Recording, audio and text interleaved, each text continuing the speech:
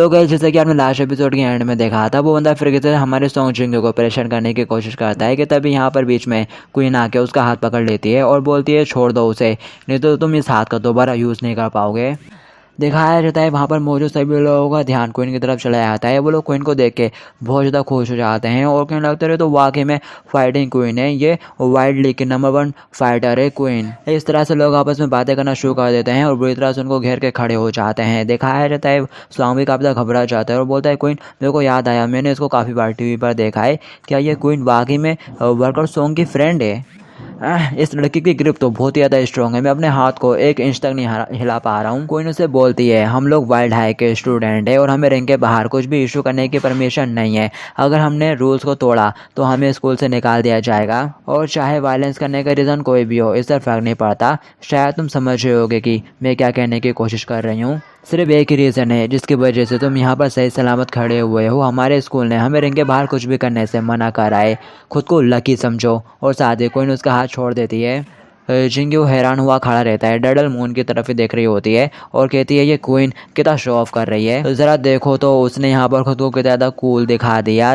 लोग बातें करने लगते हैं वाओ क्वीन तो कितना ज़्यादा टफ है, आखिर कैसे पॉसिबल हो सकता है कि कोई इतना ज़्यादा स्ट्रॉन्ग हो और साथ में ब्यूटीफुल भी। दिखाया जाता है क्वीन चुपचाप से एक कोने में चली जाती है और परेशान होकर बैठ जाती है। बोलती है हो नो, आखिर मैंने ये क्या कर दिया, मैंने तो लगभग अभी अपना कूल लॉस्ट ही कर दिया था। आखिर मैं क्या अजीब सी चीज़ें सोच रही थी। हाँ आखिर मैंने ऐसा क्यों कर दिया, मैं तो बस चाहती थी कि वो हटना हो जाए।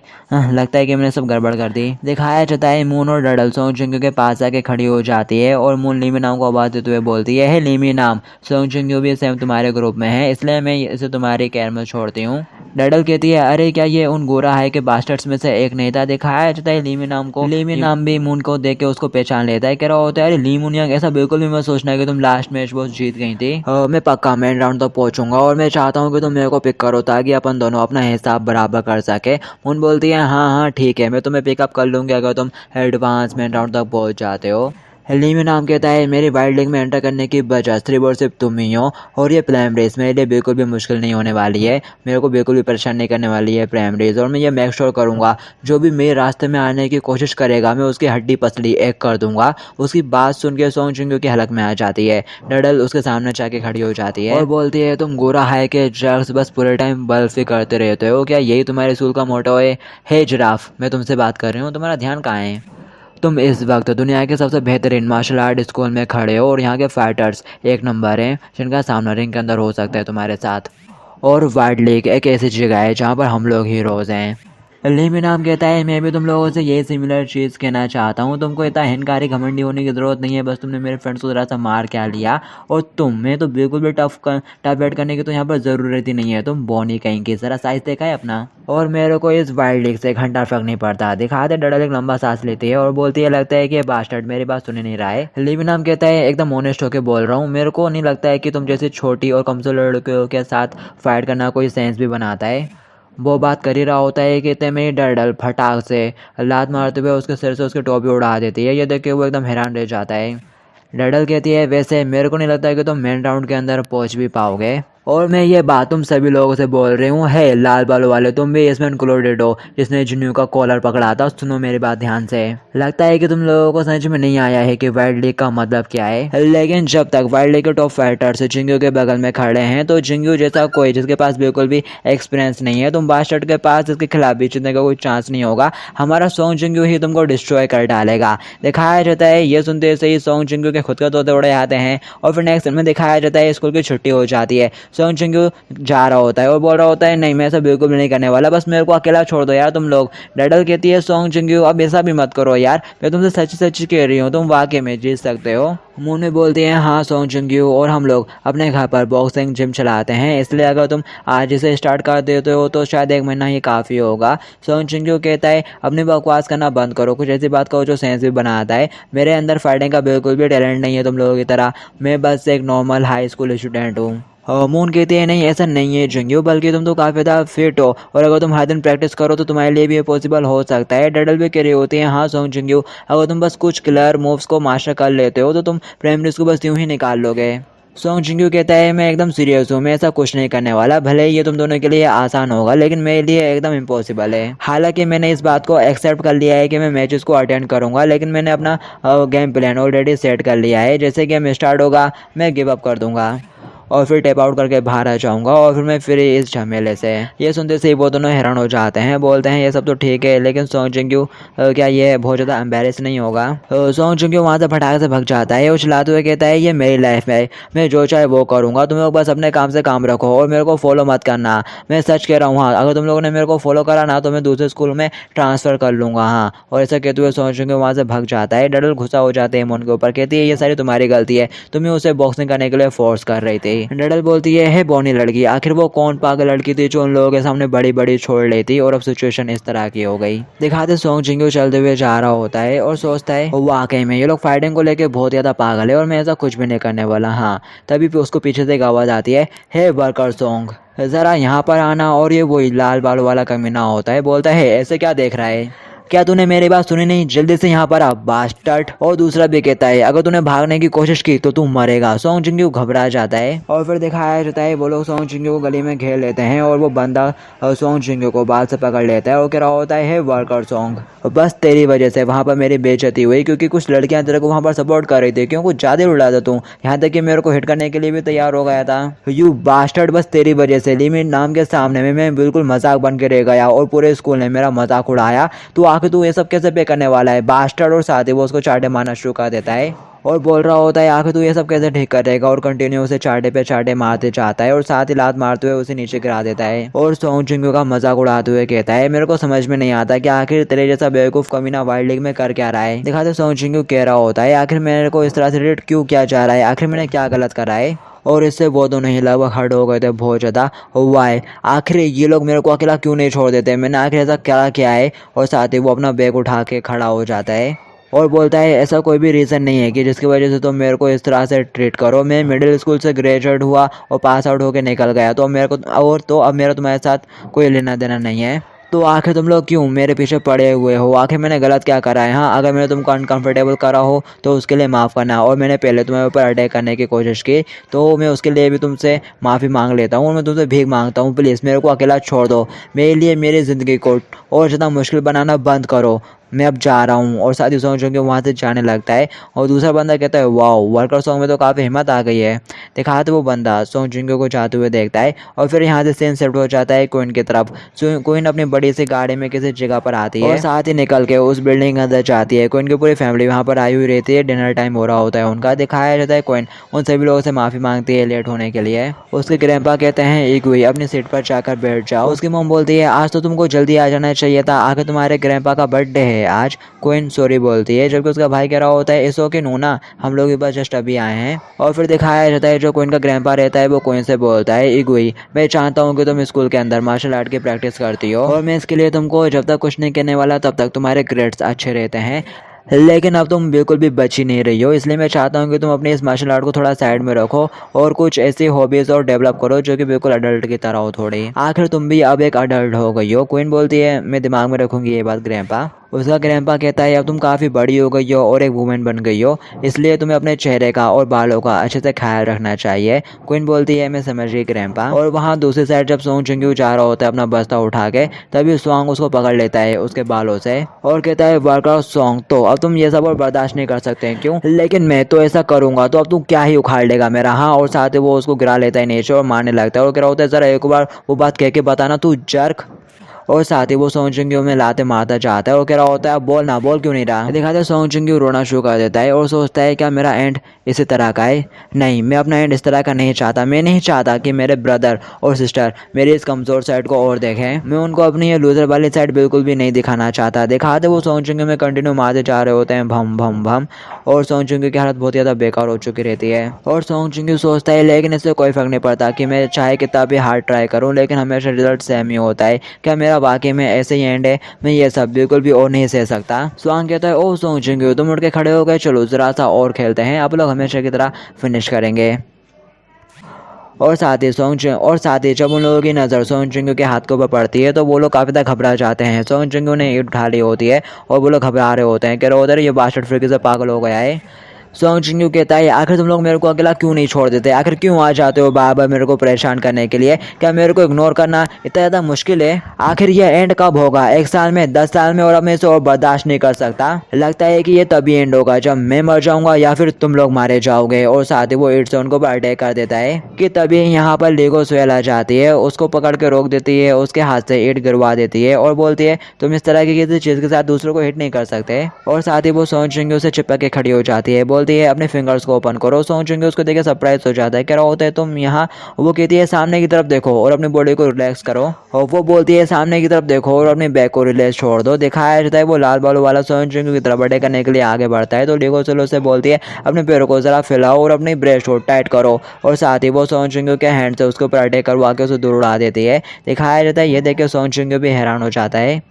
दिखाते स्वांग उस अटैक से दूर फेंक जाता है, चिंगू हैरानी से उसकी तरफ देख रहा होता है। दिखाया जाता है वो खांसते हुए उठता है और कह रहा होता है तेरे इतनी हिम्मत। लीगो स्वेल बोलती है ये तो बहुत ही ज़्यादा गलत है, ये कमज़ोर है और अकेला है और यहाँ पर तुम दो हो और दोनों मिलकर इसके ऊपर अटैक कर रहे हो, कहता अनफेयर है, तुम लोग तो डरपोक हो, कावर्ड्स कहेंगे। और साथ ही वो चिंगू से कहती है अपने फिंगर्स को ओपन करो, इस तरह से रोबी तक कूल लगेगा। दिखाते स्वांग गुस्सा हो जाता है और बोलता है तू पागल छुड़ैल, तेरे को क्या लगता है कि हम लोग तेरे को छोड़ देंगे जस्ट बिकॉज क्योंकि तू एक लड़की है। हाँ, दिखाया जाता है ये सुनते ही लीगो स्वेल भी एकदम सीरियस हो जाती है और फाइटिंग स्टैंड ले लेती है और बोलती है ठीक है, अगर तुम मेरे साथ फाइट करना चाहते हो तो मैं तुम्हारे साथ एकदम फेयर फाइट करूंगी। स्वांग बोलता है क्या फेयर फाइट, और साथ ही वो ईट उठा लेता है और कह रहा होता है अब तुम दोनों मरोगे। दिखाया जाता है ये देखते सही चिंगू घबरा जाता है, बोल रहा होता है अरे तो वही ईट है जो मेरे से गिर गई थी और ये इस ईट के साथ इस लड़की के ऊपर अटैक करने वाला है, ये तो बहुत गलत बात है। तभी दिखाया जाता है लीगो स्वेल अपने बक्से के पास पहुंच जाती है और उसमें से कुछ निकालने लगती है। वो दोनों हैरानी से उसकी तरफ देखते हैं, वो तो बड़ी तलवार निकाल लेती है उसके अंदर और आपस में घिस के एकदम तलवार के साथ स्टैंड लेके खड़ी हो जाती है। बोलती है ठीक है, अगर तुम वेपन फाइट करना चाहते हो तो वेलकम है तुम्हारा। दिखाया जाता है उसके हाथ में ब्लेड्स देके अब दोनों की बहुत बुरी फटे आती है, स्वांग से तो ईट भी गिर जाती है और फिर वो अपनी तलवार को जलवे दिखाती है जिससे उनकी बिल्कुल फट जाती है और वो वहां से भाग लेते हैं। और फिर दिखाया जाता है डडल सोंग चिंगू के घर पे पहुंच जाती है और सोम और जुनियो को आवाज लगाने लगती है। दिखाया जाता है सोमा के दरवाजा खोलती है और बोलती है अरे यूनी तुम वैसे ओपा तो थोड़ा लेट आएंगे। डडल कहती है हाय और मेरे को पता है मैं यहाँ पर बस उसको सरप्राइज करने के लिए आई हूँ, मैं आज डिनर बनाऊंगी। ये सुनते से सोम खुश हो जाती है, बोलती है क्या वाकई में। डडल बोलती है हाँ, आज सोंग चिंगू बिल्कुल भी अच्छा फील नहीं कर रहा था तो मैं उसको बेहतर फील कराना चाहती हूँ। और साथ ही वो लोग अंदर जाने लगते हैं और सोम कह रही होते हैं मेरे को बहुत ज़्यादा खुशी है कि तुम दोनों यूनी से यहाँ पर आए। वो बोलती है क्या दो, और फिर साथ ही जैसे वो अंदर आती है और मून यहाँ पर पहले से ही मौजूद होती है, बोलती है ओह तुम भी आ गई। डडल उसको देखते से चिल्लाते हुए कहती है मोटी आके तू यहाँ पर क्या कर रही है, क्यों बैठी है। और फिर इसके बाद उनको नेक्स्ट में दिखाया जाता है डडल किचन में होती है, सारा सामान उसने लगा लिया होता है और वो खाना बनाना स्टार्ट करती है। चिकन को काटती है और फिर सब्जी छीलना शुरू करती है और पूछ रही होती है कि जुनियो को स्पाइसी चिकन पसंद आएगा। सोम बोलते हैं वाओ नूना तुम तो बहुत ज़्यादा अमेजिंग हो। तभी मून भी यहाँ पर आ जाती है और बोलते हो पिंकी क्या तुम्हें खाना बनाना भी आता है। डडल बोलती है अभी मेरे हाथों में नाइफ है इसलिए बेहतर होगा कि तुम मुझसे फाइट ना ही करो। और फिर इसके बाद अपन को कार की दुकान का सीन दिखाया जाता है। सोंग चिंगू आ गया होता है अपने पार्ट टाइम जॉब के ऊपर और गाड़ियाँ साफ कर रहा होता है और लीगो स्वेल से कह रहा होता है तुमने लास्ट टाइम भी मेरी हेल्प करी थी और आज फिर किसी तुमने मेरे को बचा लिया, इसके लिए शुक्रिया और अब तुम जा सकती हो, मेरे को अकेले छोड़ दो मैं चला जाऊंगा। लीगो स्वेल बोलती है तुम्हारे बाकी दोस्त तो तुम्हें घर तक फॉलो करते हैं और बस आज के लिए मैं तुम्हें घर तक छोड़ आऊँगी। चिंगू कहता है ये कितना ज़्यादा पथेटिक है, हमारे स्कूल में मेरे से ज़्यादा कमज़ोर और कोई नहीं होगा, मैं सबसे ज़्यादा कमज़ोर हूँ, मैं एकदम बेवकूफ़ हूँ और मैं हमेशा से ऐसे ही था। मैं नहीं जानता कि आखिर ये कब स्टार्ट हुआ, लेकिन मेरे बहन भाइयों के साथ रहना एकदम जंग लड़ने जैसा है। कभी कभी मुझे लगता है कि मैं सब कुछ अकेले कर लूँगा लेकिन ऐसा हो नहीं पाता। मेरे को उन बच्चों का ख्याल रखना है, उन्हें प्रोटेक्ट करना है, लेकिन ये लाइफ जीना बहुत ज़्यादा मुश्किल है। अगर ये सब उन दोनों बच्चों के लिए नहीं होता, अगर ये मेरे बहन भाइयों के लिए नहीं होता तो मैं जीना छोड़ना चाहता हूँ, मैं क्विट कर देता अपनी लाइफ से। और चिंगू बहुत ज़्यादा इमोशनल होकर वहीं पर रोना शुरू कर देता है। दिखाया जाता है लीगो स्वेल उसे देख रही होती है, चिंगू रो रहा होता है तो लीगो स्वेल उसके पास आके खड़ी हो जाती है, पीछे से उसे हक करती है और बोलती है रो मत चिंगू,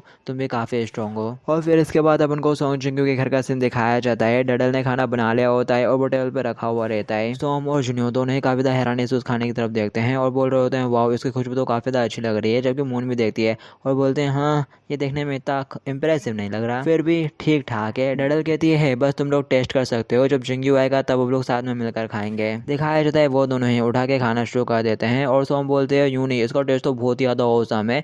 ये सुनते ऐसे मून कहती है क्या ऐसा नहीं हो सकता, और साथ ही वो खाने के लिए उठा लेती है और डडल के बेइज्जती मारते हुए कहती है ज़रूर इन बच्चों ने अपनी लाइफ में अभी ज़्यादा कुछ नहीं खाया है इसलिए इनको ज़्यादा सेंस नहीं है कि अच्छा टेस्ट कैसा होता है। ये सुनने के बाद डडल गुस्सा हो जाती है, बोल रही होती है अगर तुम्हें ये सब भी कहना है तो खाओ ही मत, तुम रख दो साइड में। बट मून बोलती है नहीं, मेरे को तो ट्राई तो करना ही है। और फिर साथ ही वो हल्का सा चख के देखती है। जब वो उस चिकन को खा के निकलती है तो उसे एहसास होता है कि इसका टेस्ट तो बिल्कुल है बने। और फिर मून भुखड़ों की तरह गप गप करके खाना शुरू कर देती है। ये देख के डडल हंसना शुरू कर देती है, कह रही होती है तुम तो बस एक बॉक्सिंग जिम चीफ की डॉटर हो, लेकिन मैं कोरिया के फूड रिसर्चर्स की बेटी हूँ। तो अब तुम्हें फील हो रहा होगा कि अपन दोनों के लेवल में कितना ज़्यादा डिफरेंट है। और साथ ही वो खाना छीन लेती है, बोल रही होती है अब खाना बंद भी कर, सोंग चिंग्यू के लिए ये है। जबकि वो लाटकवाते हुए कह रही होती नहीं मेरे को और खाना है, बट डडल उसे खाने नहीं देती। और फिर इसके बाद हमें घर के बाहर का सीन दिखाया जाता है। सोंग कुछ लड़के लोगों को इकट्ठा करके सोंग चिंग्यू के घर के बाहर ही खड़ा होता है। और फिर इसके बाद अपन को घर के अंदर का सीन दिखाया जाता है। डडल मून को बिल्कुल भी खाने नहीं देती, बोलती है अब तुम्हें और नहीं मिलेगा,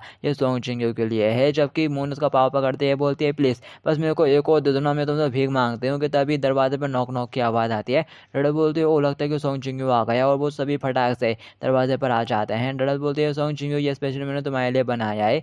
और साथ ही वो देख के हैरान हो जाती है क्योंकि सोंग चिंग्यू तो होता नहीं है, स्वांग होता है जो कि अपने बंदे बुला के ले आया है सोंग चिंग्यू के घर पर। और में से एक बंदा कहता है अरे वर्कर सोंग यहाँ पर नहीं है। स्वांग कहता है ओ यहाँ पर तो बस कुछ बच्चे और कुछ लड़कियाँ हैं। तीसरा बोलता है तो अब अपन लोग क्या करने वाले हैं। मून बोलती है अरे ये लोग तो वही लोग हैं ना जो अपन को वो पहले स्कूल में दिखे थे। डडल बोलते हैं हाँ गोरा है के बास्टर्ड। स्वांग कहता है चलो अब लोग यहीं पर इंतजार करते हैं, वैसे भी वो जाएगा कहाँ, आएगा तो यहीं पर। और कितनी अफसोस की बात है घर पर बच्चे हैं और दरवाजा बंद नहीं था अंदर से। और ऐसा करने के बाद वो थोड़ा हंसना शुरू कर देता है। जबकि डडल कह रही होती है आगे तुम ये क्या बकबका रहे हो, और मेरे को नहीं लगता है कि सोंग चिंग्यू ने तुम गोरा है के बास्टर्ड्स को यहाँ पर खेलने के लिए इन्वाइट करा है। और वैसे आखिर हम लोग दरवाजा लॉक करके क्यों रखेंगे जबकि हम दोनों यहाँ पर खुद हैं। और वैसे भी यहाँ पर कोई गुंडा या फिर रोबरी थोड़ा होने वाली है इस घर के अंदर। दिखाते डडल की बात सुनते से एक बंदा हंसना शुरू कर देता है, कह रहा होता है ये तो काफी क्यूट था यार। दिखाया जाता है जुनहो और सोम काफी ज्यादा घबरा जाते हैं, डर के मारे वो दोनों ही चिपके हुए रहते हैं उन दोनों से। डडल बोलती है ली मून यांग तुम इन लोगों को संभालो। मून बोलती है आखिर मैं ही क्यों। डडल कहती है क्योंकि अपन दोनों में से एक को तो इन बच्चों का ख्याल रखना पड़ेगा। मून चिल्लाते हुए कहती है लेकिन आज मैं पहले से बहुत ज्यादा थकी हुई हूँ। डडल बोलती है क्या तुम देख नहीं पा रही मैंने अभी एप्रन पहना हुआ है, मतलब कि मैं अभी एकदम अच्छी वाइफ हूँ, और अगर तुमने ये नहीं करा तो तुमको खाने के लिए कुछ भी नहीं मिलेगा। मून कहती है नहीं। दिखाया जाता है ये सब देखो उस बंदे को गुस्सा आ जाती है, वो वहीं पर रखे एक बर्तन में अपना बल्ला मारता है और उनकी तरफ बढ़ता है बेड लेके और कह रहा होता है तुम सारे विचेस का यहाँ पे कोई मजाक चल रहा है हमारी। तभी मून उसके चिड़े के ऊपर हाथ लगाते हुए उसे नीचे गिरा देती है। दूसरा बंदा कहता है चलो इसे मार डाले पहले, और साथ ही वो बल्ले से अटैक करने लगता है। मून कहती है रुक जाओ और साइड में होते हुए बचती है और साथ ही उसके पैर में पैर मारते हुए उसे भी नीचे गिरा लेती है। और साथ ही अपने दोनों हाथों से वो उनमें से किसी का चेहरा पकड़ती है और बोलती है अगर तुम लोग सोंग चिंग्यू को जानते हो तो तुम लोग भी फर्स्ट ईयर से होगे और हम लोग उसके सीनियर है सोंग चिंग्यू के, तो कुछ तो रिस्पेक्ट शो करो यार तुम लोग। दिखाते डडल उन दोनों को बढ़ के बैठी हुई रहती है और बोलती है तुम लोग बिल्कुल मत देखो, बस यहीं पे वेट करो। दिखाया जाता है मून स्वांग को धक्का देते हुए एक कोने में कर देती है और बोलती है मैं कह रही हूँ रुक जाओ और यहाँ से दफा हो जाओ नहीं तो मेरे को गुस्सा आ जाएगा। और मून इन सभी लोगों को मार नहीं रही होती है, बस धक्का देकर साइड बाइट कर रही होती है। ये देखते सही स्वांग मनी मन कहता है वो लगता है कि मेरा गैस एकदम सही है। और साथ ही वो चिल्लाते उन लोगों से कहता है सभी लोग डरो मत, इसके ऊपर अटैक करो। ये हमें से किसी के ऊपर भी अटैक नहीं करेगी क्योंकि इसके स्कूल वालों ने ऐसा करने से मना कर रहे हैं उसको, ये इनके स्कूल का रूल है कि इनके बारे किसी को हिट नहीं कर सकते। दिखा दिया सुनते से मून कहती है डम ये कितना अनोइंग है यार। पीछे से डडल थम्स अप करते हुए कहती है बॉक्सर ली मून यंग स्टे स्ट्रॉन्ग। स्वांग एक बंदे से बल्ला छीनता है और बोलता है चलो मैं तुमको दिखाता हूँ। कोई ने खुद ये बात कही थी कि वर्ल्ड हाई के स्टूडेंट्स रिंग के बाहर किसी को भी पीट नहीं सकते। और साथ ही वो बल्ले से मून के ऊपर अटैक करने लगता है, कह रहा होता है कम ऑन मेरे को मारना। मून बच रही होती है और डडल कमेंट्री करना शुरू कर देती है हो ली मून यांग को कोने में घसीट लिया गया। दिखाते वो चिल्लाते हुए कहता है क्या हुआ, चलो मैं भी देखता हूँ कि आगे तुम कब तक डॉज कर पाती हो। दिखाया जाता है मून फटाक से बॉक्सिंग स्टैंड में आती है और एक पंच मारते हुए उसके हाथ से बल्ले को उड़ा देती है। दिखाया जाता है वो बल्ला उड़ता हुआ जाके डडल के खाने के ऊपर गिरता है, डडल का पूरा खाना बर्बाद। तो ये देखते से मून बहुत ज़्यादा परेशान हो जाती है, बोलती है नहीं मेरा प्रीवियस चिकन स्टूक। और वो इमेजिन करती है कि उसका चिकन से गुड बाय कहते हुए चला गया। और यहाँ पर मून काफ़ी ज़्यादा इमोशनल हो जाती है, रोना शुरू कर देती है, उसकी आंखों में आंसू होते हैं। जबकि डडल बहुत ज़्यादा गुस्सा हो जाती है, बोलती है ये मैंने स्पेशली सोंग चिंग्यू के लिए बनाया था, मैंने अपनी लाइफ को खतरे में डालकर स्पेशली ये रेसिपी चुरा के लाई थी अपनी मम्मी से, सोंग चिंग्यू को बना के खिलाना चाहती थी मैं, लेकिन सब बर्बाद हो गया, मैंने इतने मन से इसे बनाया था। दिखाया जाता है मून पहुंच जाती है, बोलती है डडल तुम इसे फिर से बना सकती हो क्यों। मून डडल के पास पहुंच जाती है, बोलती है डडल तुम इसे फिर से बना सकती हो ना, प्लीज मेरे को बताओ। बस तुम ही ने मेरे को ऐसा टेस्ट दिया जिसको खा के मुझे एहसास हुआ कि मैं जिंदा हूँ, क्या मैं उस चीज़ को फिर से कभी एक्सपीरियंस नहीं कर पाऊंगी। दिखाते वो चिल्लाते हुए कहता है तुम क्रेजी विचेस के हम लोग तुम्हें कोई बेवकूफ नजर आ रहे हैं, सभी लोग एक साथ इनके ऊपर अटैक करो। डडल उठ के खड़ी होती है, बोलती है चलो मून जगह एक्सचेंज करते हैं, टैग दो। और साथ ही वो लोग एक दूसरे से जगह एक्सचेंज कर लेते हैं। अब डडल मैदान में आ चुकी है, वो अपने बल्ले के साथ उसके ऊपर अटैक प्ले करता है। डडल फटाक से बस अपनी एक किक के साथ उसके बल्ले को तोड़ डालती है। ये देख के वो एकदम हैरान रह जाता है। डडल बोलती है, मैं उम्मीद करती हूँ कि तुम यहाँ पर डायपर पहनकर आए हो, तुम्हारा सुसु निकलने वाला है। और फिर इसके बाद अब उनको क्वीन के घर का सीन दिखाया जाता है। दिखाते हैं क्वीन नहा के बाथरूम से आती है तो उसको मोबाइल रिंग होता है और जब वो मोबाइल उठा के देखती है तो मून का मैसेज होता है। मून ने खाने की पेशा भेजी होती है और बताया होता है इसका टेस्ट एकदम अमेजिंग है, अपनी पिंकी ने बनाया है। और क्वीन ये मैसेज देखती है और सोचती है, ओ ये लोग सोन चिंगू के घर पर हैं, वो भी मेरे बिना। और फिर इसके बाद हमें डबल से सोन चिंगू के घर का सीन दिखाया जाता है डडल ने लात मार मार के उनके सारे बल्ले तोड़ दिए होते हैं। और वो बोलती है क्या बस इतना ही सामान तुम अपने साथ लेकर आए थे। दिखाते हैं मून फटाक से वीडियो बनाना शुरू कर देती है। सोम पूछती है, यूं नहीं, आखिर आप ये क्या कर रहे हो। और मून बोलती है, ये एविडेंस है, ये हमारा प्रूफ रहेगा कि हम लोगों ने यहाँ पर सब कुछ बस अपने डिफेंस के लेकर आए। सॉन्ग फटाक से वहाँ पर रखा टॉप उठा कर डडल को मारने लगता है और कह रहा होता है, तुम डम कुतिया, देखता हूँ कि तुम कब तक डिफेंस कर सकती हो। पर डडल उसको भी लात मार के उड़ा देती है। वो आसमान में उड़ के तारा बन जाता है और ये देख के सॉन्ग एकदम फट जाती है। वो कोने में दीवार से चिपक के खड़ा हो जाता है और बोलता है, आके तुम हो क्या चीज़, एक मॉन्स्टर। डडल बोलती है, क्या हुआ, अब बढ़ना आगे। स्वांग घबरा जाता है। तभी मुंह चलाते हुए कहते हैं, डडल जरा संभल कर। एक टूटा बल्ला जाके डडल के फेस के साथ टकरा जाता है। मून ये देख के थोड़ी हैरान रह जाती है और जिसने मारा है वो कहता है, यस मैंने हिट कर दिया। स्वांग ये देख के हंसना शुरू कर देता है। कहता है, जरा खुद को देखो अब किसकी हालत बेकार हो रही है। जबकि डडल यहाँ पे बहुत ज़्यादा गुस्से में हो जाती है। कहती है, आगे तुम्हारी हिम्मत कैसे हुई मेरे क्यूट फेस के ऊपर स्क्रैच डालने की। और ये देख के मून घबरा जाती है और फटाक से भागते हुए डडल के पास जाने लगती है। कह रही होती है, डडल शांत हो जाओ। और लोगों से कहती है, बस तुम लोगों का बहुत हुआ, तुम लाइन क्रॉस कर रहे हो, रुक जाओ नहीं तो कुछ बहुत बुरा हो जाएगा। स्वांग हंसना शुरू कर देता है। कहता है, देखता हूँ कि आगे तुम उखाड़ ही क्या लोगे। मैंने तुम लोगों से कहा था ना गाइस, सब लोग जीत जाएंगे, ये लोग कुछ नहीं कर सकते यहाँ पर। एक बंदा कहता है, क्या ये लोग वाकई में कुछ नहीं करेंगे। लेकिन जब ये सॉन्ग चलाते हुए कहता है, मैंने कहा ना तेरे से, काय को घबरा रहा है। और फिर इसके बाद हमें दिखाया जाता है क्वीन को चंडो के साथ सोंग चिंगू के घर की तरफ ही जा रही होती है। और मनी मन कहती है, मैं तो बस मून से मिलने के लिए जा रही हूँ, ये बिल्कुल भी वेट नहीं होगा, अब मैं वहाँ पर विजिट करूँगी और कुछ डिश बनाऊँगी। आखिर एक रोल में खराबी ही क्या है, ये ठीक होगा, ये टोटली नेचुरल होगा, मैं बिल्कुल भी ओवर रिएक्टिंग नहीं करूँगी। और साथ ही वो भगते हुए जाने लगते हैं। कह रही होती है, ये बिल्कुल भी वेट नहीं होगा, सब ठीक ही होगा। और फिर इसके बाद हमें डबल से डडल का सीन दिखाया जाता है। सॉन्ग अपने हाथ में बल्ला लेके उन्हीं की तरफ बढ़ रहा होता है। मुँह चलाते हुए कहती है, मैंने कहा ना रुक जाओ अब। स्वांग कहता है, क्या रुक जाऊं, जब से तुम लोग हमारा यहाँ पर मजाक बना रहे थे तो आखिर में अब क्यों रुकूंगा, हाँ अब तो तुम मरोगी। और साथ ही वो बल्ले से उनके ऊपर अटैक कर देता है। डडल फटाक से उनको बचाती है और उसे पुश करते हुए धक्का देके गिरा देती है। स्वांग कहता है, अब मैं तुम लोगों से बिल्कुल भी नहीं डरता। तभी मून थोड़ी हैरान रह जाती है और बोलती है, तुम। स्वांग भी ये सुनकर थोड़ा हैरान रह जाता है और वो जैसे पीछे मुड़ के देखता है तो क्वीन होती है। और वो क्वीन को देखते से कभी तक घबरा जाता है, क्या होता है रे क्वीन। और हम देख पाते हैं स्वांग ने क्वीन का सामान भी बिगाड़ दिया होता है, ख़राब कर दिया होता है। वो अंडे लाई थी अपने साथ, तोड़ दिए स्वांग ने। दिखाया जाता है क्वीन उसको देख के एकदम सीरियस हो जाती है। वो घबराते हुए उठ के खड़ा हो जाता है। मून बोलती है, हे ये एक्सप्लेन करना थोड़ा कॉम्प्लिकेटेड है, लेकिन तुम ज़रा सांस लेना, असल में ये लोग यहाँ पर आ गए थे, फिर डडल आउट ऑफ कंट्रोल हो गई। तभी स्वांग चलाते हुए कहता है, तो क्या हुआ, यहाँ पर क्वीन आ गई तो ये लोग कुछ भी नहीं कर सकते। और साथ ही वो बल्ला लेके क्वीन की तरफ बढ़ता है। कह रहा होता है, तुमने स्कूल के सामने मेरा मजाक बना दिया था, मैं तुमको बिल्कुल भी नहीं छोड़ने वाला। तभी क्वीन किसी को फ़ोन लगाती है। सेकेंडरी जैंग, क्या तुम सो गई थी, सॉरी इतनी रात को तुम्हें डिस्टर्ब करा, लेकिन मेरी एक रिक्वेस्ट है। उसकी सेक्रेटरी बोलती है, अरे कोई बात नहीं मिस, बताइए मैं आपके लिए क्या कर सकती हूँ। क्वीन उससे बोलती है, पुलिस चीफ पुलिस और लॉयर पार्क के साथ कांटेक्ट करो। वो बोलती है, आखिर क्या हुआ मिस, आखिर आप कहाँ पर हो, क्या सब ठीक है मिस।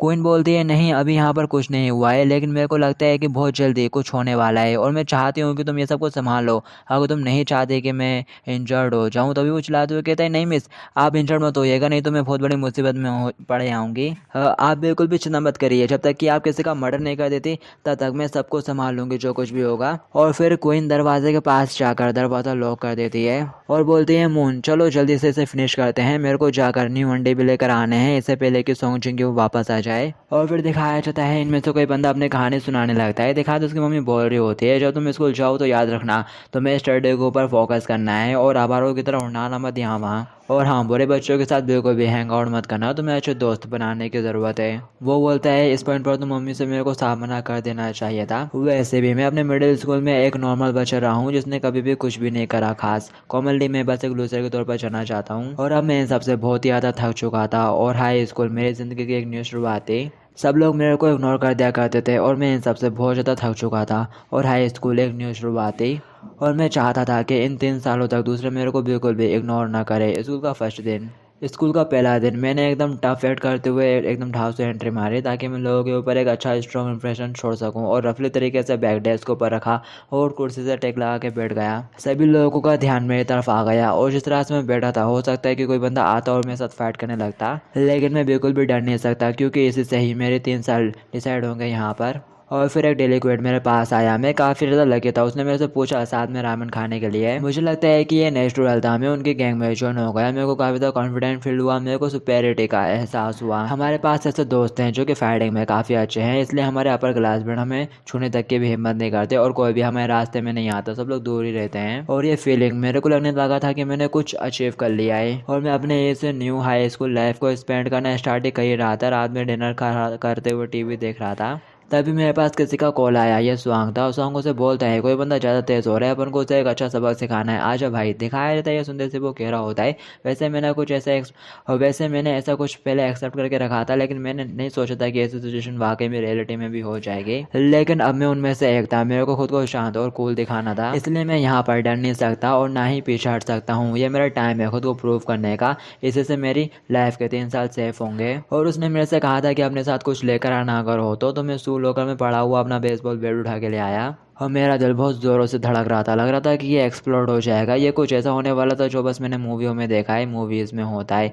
लेकिन मैं डर नहीं सकता, नहीं तो मैं फिर से लूजर बन जाऊंगा। और जब हम उस जगह पर पहुंचे तो वहाँ पर बस कुछ बच्चे और लड़कियाँ थी। मेरे को लगा कि ये थोड़ा अजीब है, लेकिन अंदर से मैं काफ़ी खुश हुआ क्योंकि ये कुछ ज़्यादा स्कैरी नहीं था। हालांकि उसके बाद मेरे को फिर से थोड़ी अजीब फीलिंग हुई। इससे पहले कि मेरे को समझ पाता, सब कुछ बहुत जल्दी हो गया। ये काफ़ी डरावना था, लेकिन मेरे को ये बेयर करना ही पड़ेगा। मैं नहीं जानता क्यों, लेकिन उसने कहा कि ये लड़कियां हमको हर्ट नहीं कर सकती, हमारे ऊपर अटैक नहीं करेगी। कि तभी यहाँ पर एक और लड़की आ गई और वो क्वीन थी। वो डेफिनेटली क्वीन थी, मैंने उसे टीवी पर देखा है। ये काफ़ी ज़्यादा स्कैरी था, लेकिन रियल लाइफ में वो और भी ज़्यादा ब्यूटीफुल लगती है। और उसने फिर किसी को कॉल करा। इससे पहले मैं कुछ सोच पाता, उसने दरवाज़ा बंद कर दिया। मेरे दोनों पैर फ्रीज हो गए, मैं बिल्कुल भी हिल नहीं सका। मेरे सामने कुछ ऐसा हुआ जिसे मैंने अपनी लाइफ में पहली बार देखा था। ये चीज़ मैंने फर्स्ट टाइम एक्सपीरियंस करी अपनी लाइफ में। दिखाया जाता है उन दिनों ने सभी लोगों को ठिकाने लगा दिया होता है। फिर के तो सॉन्ग उठता है खांसता हुआ और टूटा हुआ बल्ला उठाता है और कहता है मैं तेरे को, तभी कोइन उसके चेहरे पे एक जबरदस्त लात मारती है। और फिर दिखाया जाता है सारा माहौल शांत हो जाता है क्योंकि स्वांग की कुटाई हो चुकी है और मुन उन लोगों के सामने खड़ी होती है, बोल रही होती है बच्चों की तरह रोना बंद करो, अच्छे से खड़े हो। इस बात को ध्यान में रखते हुए कि कहीं तुम मर ना जाओ, हमने तुमको काफ़ी संभाल कर पीटा है, ठीक है। तो जैसा कि मैंने कहा, अगर तुम लोग फिरके से इस हाउस के आसपास भी दिखे तो तुम फिरके से चलने के लायक नहीं बचोगे। और वो लोग बोलते हैं यस मैम। मून बोलती है ज़रा ज़ोर से कहो। फिर वो लोग चिल्लाते हुए कहते हैं हाँ मैम। दिखाया जाता है डडल कहती है खुद को लकी समझो बास्टर्ड कि ये सब इस तरह से फ्री हुआ। मून बोलती है क्वीन क्या तुमको कुछ कहना है? क्वीन बोलती है नहीं कुछ भी नहीं, लेकिन अगर तुम लोगों की वजह से सॉन्ग जिंगू के साथ कुछ भी होता है तो तुम्हारे साथ बहुत ही बुरी चीज़ें होंगी, इतने कि तुम इमेजिन भी नहीं कर सकते। और मेरे पास एबिलिटी है कि मैं तुम्हारे साथ ये सब कुछ कर सकती हूँ। मून बोलती है क्या तुम लोगों को समझ में आ गई? और फिर तब यहाँ पर एक बंदा आता है भागते भागते डडल के पास, कह रहा होता है मैं सामान लेकर आ गया। डडल चेक करती है और बोलते हैं कहीं कुछ लाना तो नहीं भूल गए और क्या ये सामान फ्रेश है? वो घबराते हुए कहता है यस मैम। और फिर नेक्स्ट दिन में दिखाया जाता है डडल ने फिर से खाना बना लिया होता है और सॉन्ग जिंगू भी आ चुका रहता है और कह रहा होता है वाओ ये तो सब कुछ का तुमने बनाया डडल। डडल शर्माना शुरू कर देती है, बोलती है यार ये तो कुछ भी नहीं था, अगर तुम एक लड़की हो तो तुम्हें ये सब करना आना चाहिए। जबकि मून लाइट टकवाते हुए कह रही होती है जल्दी करो खाना स्टार्ट करते हैं, मुझे भूख लग रही है। और सॉन्ग बोलती है ओ भाई ये वाकई में काफ़ी ज़्यादा डिलीशियस है। तभी सॉन्ग जिंगू की नज़र डडल के गाल पर पड़ती है। वो कहता है अरे तुम्हें ये क्या हुआ? डडल एक्टिंग करना शुरू कर देते हैं, बोलते अरे नहीं वो कुकिंग के दौरान मेरे गाल पर कट लग गया, मैं खाना बनाने में इतनी मंगन हो गई थी तो दिल से खाना बना रहे थे कि मेरे को होश ही नहीं रहा और फिर मेरे को पता चला कि ये लग गया। सॉन्ग जिंगू कहते हैं ज़रा मेरे को देखने दो, कहीं तुम्हें दर्द हो रहा है? और फिर दिखाया जाता है सभी लोग मज़े के साथ खाना खाते हैं। डडल सॉन्ग जिंगू को खिलाने की कोशिश करती है और मून पूछती है आगे तुम यहाँ पर क्या कर रही हो हरे बालों वाली? चलो जाने दो खाना एंजॉय करते हैं। क्वीन बोलती है यहाँ पर कुछ एग ऑमलेट्स भी है, ज़रा इसे भी ट्राई करो। और फिर नेक्स्ट में दिखाया जाता है सॉन्ग जिंगू के बहन भाई सो चुके रहते हैं और फिर सॉन्ग जिंगू को सारे कहानी पता चलती है कि क्या हुआ। तो वो यहाँ पे सभी लोगों को शुक्रिया बोलता है और कहता है मैं जानता हूँ कि मेरे भाई बहनों को ये काफ़ी पसंद है, लेकिन प्लीज़ अब ऐसा और मत करना, मैं इन सब का बर्डन नहीं उठा सकता। डडल कहती है अरे नहीं नो वे, ऐसी बात नहीं है, मैं तो यहाँ पर सब कुछ अपने बेनिफिट के लिए ही कर रही हूँ। मून बोलती है हाँ यहाँ पर हम सब लोग साथ में थे तो तुम चिंता मत करो। सॉन्ग जिंगू कहता है अगर मैं इस बारे में सोचूं तो मैं बस तुम लोगों से ही हेल्प ले सकता हूँ। ये मेरी गलती थी कि मैं उस तरह के स्कूल में गया, मैं तो बस अपने बहन भाइयों के परवरिश पर ध्यान देना चाह रहा था। मैंने उन्हें अवॉइड करा, इग्नोर करा क्योंकि मेरे को लगा कि यही सबसे बेस्ट तरीका है। लेकिन मैं गलत था। मैंने ऐसा करके बस अपने बहन भाइयों को अपनी लूज़र वाली साइड दिखाई है। मेरे को नहीं लगता कि मैंने उन्हें कुछ जीतते हुए दिखाया है। मेरे को नहीं लगता कि मैंने अपने बहन भाइयों के सामने कुछ अचीव करा है, कोई से ओवरकम चैलेंजेस को पार करा है, विनर बना हूँ उनके सामने। मैंने ऐसा कुछ भी नहीं करा। इसलिए मैंने इस बारे में सोचा और तुम लोग सही थे। भले ही मैं गिव अप करके खुद को हार्ड होने से बचा लूँ रैंक के अंदर, लेकिन शर्मिंदगी से नहीं बचा सकता। इसलिए मैंने डिसाइड करा है, भले ही मेरे को फाइट पसंद नहीं, लेकिन मैं इस प्राइमरीज को सीरियसली लेने वाला हूँ और अपनी तरफ से पूरी कोशिश करूँगा ताकि मेरे बहन भाइयों को मेरे ऊपर प्राउड हो सके। दिखाया जाता है जिंगू की बात सुनने के बाद सारी लड़कियाँ खुश हो जाती हैं। और फिर इसके बाद अपन को डायरेक्ट अगले दिन का सीन दिखाया जाता है। सॉन्ग जिंग्यो स्कूल में होता है और जब उसकी क्लासेस एंड होती हैं, मतलब कि ब्रेक टाइम होता है, तो वो जाता है और डडल के क्लब के सामने जाके खड़ा हो जाता है और सोचा होता है कि अंदर जाऊँ या नहीं जाऊँ। और फिर साथ ही वो दरवाज़ा खोलते हुए कहता है डडल सुन बे, और साथ ही अंदर की तरफ देख के काफ़ी घबरा जाता है। डडल लात मार मार के यहाँ पर बल्ले पे बल्ले तोड़े जा रही होती है और अपने बंदों से कहती है और बेड लेकर आओ। और फिर साथ ही डडल गुस्से के साथ उन बेड्स को तोड़ना शुरू करती है और बोल रही होती है आगे तुम लोगों की हिम्मत कैसे हुई गोरा हाई के पास इन 24 स्टिक्स को मेरे ऊपर चलाने की। हाँ, मेरे को तो तुम्हारे पैर तोड़ देने चाहिए थे। बुरा है कि कभी ना हो, अगर तुम लोग फिर से मेरे रास्ते में आए तो मैं तुम सबको क्रश कर दूंगी, धूल में मिला दूंगी। जो कोई भी मेरे सॉन्ग जिंग्यो को टच करने की कोशिश करेगा मैं उसे बिल्कुल नहीं छोड़ूंगी। और फिर साथ ही डडल की नज़र सब साइड में पड़ती है तो वो डबल से अपने क्यूट वाले मोड में आ जाती है और बोलती है अरे सॉन्ग जिंग्यो, और जाके उसे चिपक जाती है। और इसी मोमेंट पर मून और क्वीन भी बाहर आ जाते हैं अपने क्लब से और कह रहे होते हैं ओ सॉन्ग जिंग्यो, तुम आगे ट्रेनिंग के लिए चिंता मत करो, हम लोग यहाँ पर तुम्हारी हेल्प करने के लिए आई हैं। और फिर दिखाया जाता है बॉक्सिंग ग्लव पड़े हुए रहते हैं बीच में और ये लोग अराउंड बैठे हुए रहते हैं। मून बोलती है इन ग्लव्स का वाइडली के मेन रोड में यूज किया जाता है, लेकिन प्राइमरीज में तुमको 10 और जेड वाले ग्लव्स यूज करने पड़ेंगे। और साथ ही तुम चाहो तो कोई से प्रोटेक्शन पहन सकते हो, ये ऑप्शनल है, लेकिन इन ग्लव्स को पहनना जरूरी ही है। सॉन्ग जिंग्यो कहता है तो क्या मैं बॉडी आर्मर का यूज कर सकता हूँ, ये काफी अच्छा होगा। मून बोलती है क्या, अगर तुम उसे पहन भी लेते हो तो इससे तुम्हें कम चोट लगेगी, लेकिन ज्यादातर फाइटर्स ऐसा नहीं करते, वो बिना इसके ही खेलते हैं, क्योंकि प्राइमरीज में सब कुछ जल्दी जल्दी होता है ना, तो ये उनको बहुत ज़्यादा स्लो बना देती है। इसलिए मैं भी रिकमेंड करूँगा कि तुम ऐसा ना ही करो। जिंग्यू कहता है तो फिर मेरे को नहीं पता कि मैं ये कर पाऊंगा या नहीं। और जहाँ तक रही ट्रेनिंग के बाद, मैं बस 1 घंटा ये ट्रेनिंग ले सकता हूँ, क्योंकि फिर स्कूल के बाद मेरे को अपने पार्ट टाइम जॉब पर भी जाना होता है। तभी डरडल सॉन्ग जिंग्यू के बॉस को लगा देती है फटाक से और बोलती है हेलो मैनेजर, मैं डरडल हूँ। दिखाती है, देखते ही सॉन्ग जिंग्यू चौंक जाता है, कहता है तो मेरा बॉस है, आगे तुमने ये नंबर कब ले लिया। डरडल बोलती है अभी मैं इस वक्त सॉन्ग जिंग्यू के साथ हूँ मिस्टर मैनेजर, मेरे फेवरेट मैनेजर, क्या आप सॉन्ग जिंग्यू को 1 घंटे की ज़्यादा छुट्टी दे सकते हो। सॉन्ग जिंग्यू की शिफ्ट में बस 1 घंटा कम कर दो प्लीज़ मैनेजर, और बदले में मून और मैं आपकी मदद कर दिया करेंगे। तभी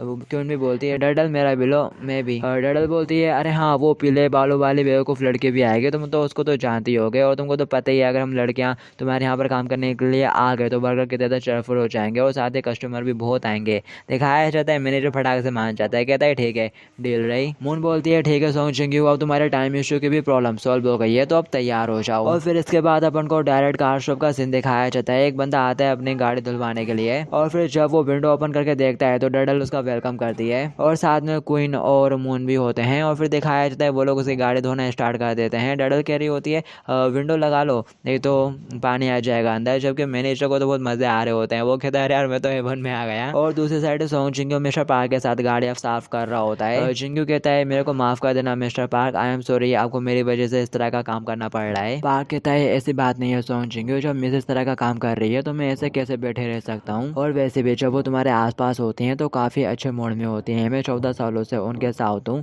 और वो जब वो छोटी थी तो काफ़ी ज़्यादा फ्रेंडली और ब्राइट हुआ करती थी, और आजकल मैं उनको डबल से वापस आता हुआ देख रहा हूँ। जिंग्यू कहता है मेरे को लगता है कि आपने उनके साथ काफ़ी ज़्यादा वक्त बिताया है। वो शर्माते हुए कहता है हाँ, जब से वो छोटी थी तब से मैं उन्हीं के साथ था। जिंग्यू कहता है मेरे को लगता है कि आपने उसके साथ काफ़ी वक्त बिताया है। मिस्टर पार्क भी खुश हो जाता है सुन के, कह रहा होता है वेल, जब से वो बहुत ज़्यादा छोटी थी तब से मैं उनके साथ हूँ। जिंग्यू कहता है ये तो काफ़ी अच्छी बात है, और इसके अलावा मैं सोचा था कि उसके आसपास बहुत बड़े बड़े से बॉडी गार्ड्स होंगे जो उसे फॉलो करेंगे, जैसे कि के ड्रामा और मूवीज़ में होता है। पार्क बोलता है बॉडी गार्ड के लाने के लिए मैं काफ़ी ज़्यादा ओल्ड हो चुका हूँ और भले ये मेरा जॉब है, बट मैं उसका बिल्कुल अपनी बेटी की तरह ख्याल रखता हूँ, वो बिल्कुल मेरी बेटी जैसी है। सॉन्ग जिंग्यू सोचता है तो ये एक वाकई में काफ़ी अच्छा पर्सन है। और फिर तभी यहाँ पर एक और गाड़ी आ जाती है ब्रूम ब्रूम करते हुए। मून वेलकम करती है। बॉस फटाक से उस कार के पास आके खड़ा हो जाता है और बोलता है हेलो सर, आपका वेलकम है।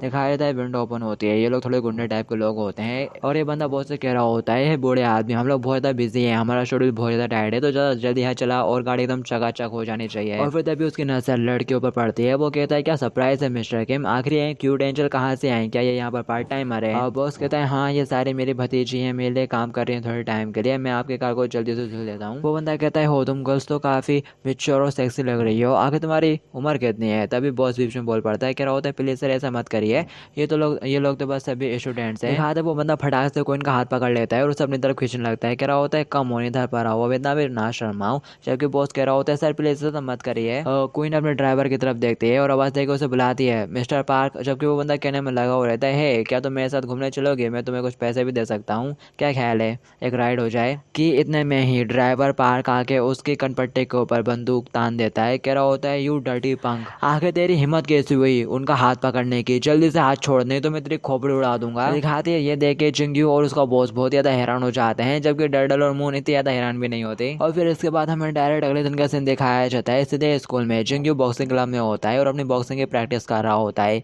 मून उससे बोलती हो तुमने फिर से अपनी आंखें बंद कर ली, ठीक है एक बार ट्राई करते हैं, जरा अपना गार्ड ऊपर करो और जरा ध्यान से देखना है इस बार। जिंगयू कहता है ठीक है। और फिर जैसे ही मून उसे पंच करने लगती है, जिंगयू डर के मारे अपनी आंखें बंद कर लेता है। मून बोलती है अरे तुमने फिर से अपनी आंखें बंद कर ली, मैंने तुमसे कहा ना मैं तुम्हें मारूंगी नहीं, बस पास लाके अपना पंच रोक दूंगी, तो डरने की कोई बात नहीं, बस देखने की कोशिश करो। जिंगयू कहता है लेकिन ये मेरे लिए बिल्कुल भी आसान नहीं है। मून बोलती है डडल जरा खड़ा होना और मेरे को मारने की कोशिश करो, ठीक है सॉन्ग जिंगयू, मैं तुमको दिखाती हूँ कि ये कैसे करते हैं। और फिर साथ ही मून बड़ी बड़ी आंखें खोल के खड़ी हो जाती है और बोलती है जरा मेरे को देखो, मैं बस तुम्हें मारने का नाटक करूंगी और तुमको अपनी आंखें अच्छे से खोलकर उनको पर नजर रखनी है, पंच को आते हुए देखना है। पर दिखाया जाता है यहाँ पर डडल असली में मून में पंच झड़ देती है, तो मून उसे लॉक लगा देती है और बोलती है देखा कैसे करना है, तुमको आते हुए पंचेस को देखना है अच्छे से और उनसे डॉज करने की कोशिश करनी है। और फिर मून बोलती है ठीक है फाइन, चलो हेडगियर के साथ प्रैक्टिस करते हैं। और वो जिंगयू को हेडगियर पहना देती है और बोलती है अब तुमने ये पहन लिया है ना, तो अभी से तुमको ये नहीं लगेगी, बस आते हुए जरा ध्यान से देखना। और साथ ही वो उस बॉल को छोड़ देती है, तो वो जिंगयू के चेहरे से जाकर टकराता है और डबल से पीछे हो जाता है। मून बोलती है नहीं लगी ना ऐसे, सॉन्ग जिंगयू कहता है हाँ लगी तो नहीं। डबल बोलती है ठीक है अब मेरी बारी, अब मैं तुमको दिखाऊंगी कि कैसे मारते हैं और डॉज करते हैं, जरा मेरे को ध्यान से देखना। और वैसे भी मेरे को इस चीज़ की तो काफ़ी आदत है, तुमको इस तरह से पंच करना है। और फिर डडल दिखाती है कैसे मारना है और फिर ऐसे डॉज करना है और इसे करते रहना है, मारो डॉज करो मारो डॉज करो।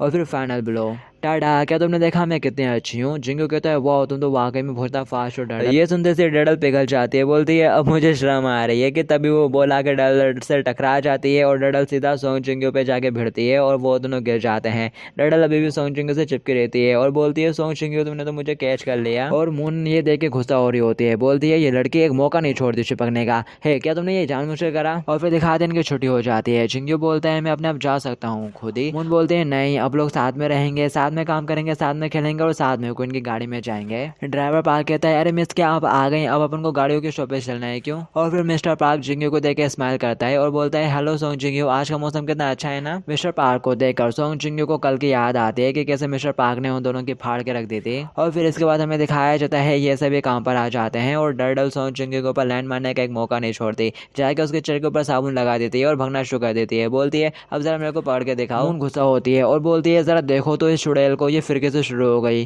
जैसे कि यहाँ पर डेट पर आई है, क्या तुम बस खड़ी खड़ी ये सब देखने वाली हो? दिखाया जाता है डडल भगते हुए जा रही होती है और बोलती है सॉन्ग जिंगयू आओ मेरे को पकड़ो। दिखाते सॉन्ग जिंगयू एक लंबा सांस लेता है और स्माइल करते हुए अपने चेहरे पर लगा साबुन पोंछ लेता है। और फिर दिखाते क्वीन सॉन्ग जिंगयू के पास आ जाती है। सॉन्ग जिंगयू पूछता है क्या हुआ? क्वीन फटाक से उसके चेहरे के ऊपर साबुन लगा देती है। जिंगयू एकदम हैरान हो जाता है, बोलता है ये क्या था? क्वीन बोलती है अब जरा मेरे को पकड़ने की कोशिश करो। जिंगयू कहता है क्या ये कोई मजाक है? क्वीन बोलती है नहीं। और फिर क्वीन डबल से मून के पास आके खड़ी हो जाती है, जबकि डडल पीछे से उससे चढ़ाने में लगी हुई रहती है। मून बोलती है ये कहता था क्रूल था, जब डडल ने किया तो वो स्माइल कर रहा था। और फिर दिखाया जाता है ये लोग सॉन्ग जिंगयू को छोड़ने के लिए भी आते हैं। सॉन्ग जिंगयू कहता है बस मैं अब यहाँ से चला जाऊंगा, तुम लोगों का शुक्रिया राइड के लिए। क्वीन बोलती है ठीक है अगर कुछ भी हो तो बस हमको कॉल कर लेना। जबकि मून चलाते हुए कह रही होती है अगर वो लोग फिर से आए तो अब लोग उसको क्रश कर देंगे। जबकि डडल सोंग जिंग्यो को बाय बाय करने में लगी हुई रहती है, बोलती है बाय बाय मेरे सोंग जिंग्यो।